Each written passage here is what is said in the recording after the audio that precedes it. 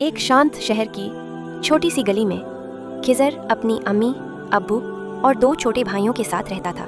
खिज़र की उम्र 6 साल थी, लेकिन उसके अंदर एक अजीब सी गंभीरता और नरमी थी।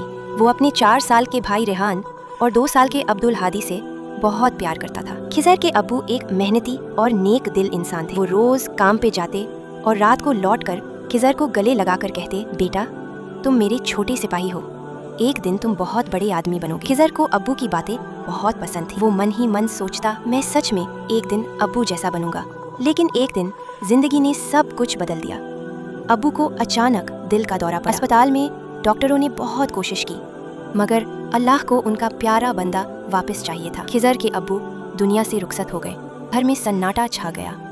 अम्मी की आंखें आंसुओं से भरी। रेहान और अब्दुल हादी तो छोटे थे, वो बस इतना समझ पाए कि अब्बू अब नहीं आएंगे। खिज़र दरवाजे के कोने में चुपचाप खड़ा था। उसके नन्हे से दिल में तूफान चल रहा था। उसने अपने अब्बू की तस्वीर देखी और धीरे से कहा, अम्मी अब अकेली हो गई हैं। भाई अभी बहुत छोटे हैं। मैं रोना नहीं चाहता, मैं मेहनत करूंगा। अब्बू की जगह तो नहीं ले सकता, लेकिन उनका फ़ख्र जरूर बनूंगा। अगली सुबह खिज़र पहले की तरह बिस्तर पर लेटा नहीं रहा। वो जल्दी उठ गया। अम्मी को नमाज के लिए जगाया, रेहान को नाश्ता कराया और अब्दुल हादी को चुप कराया। अम्मी उसे हैरानी से देख रही। फिर उनकी आंखों से एक नया आंसू निकला, लेकिन ये आंसू दर्द का नहीं, फख्र का था।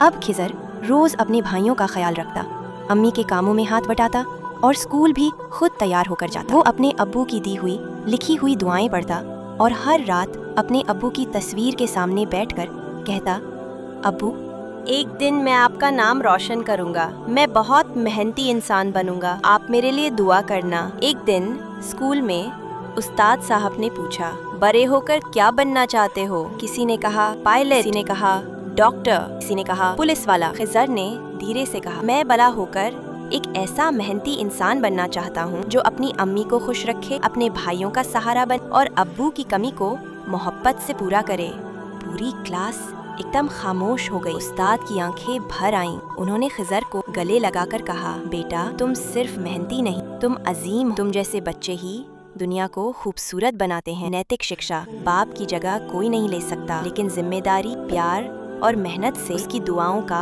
वारिस बना जा सकता है।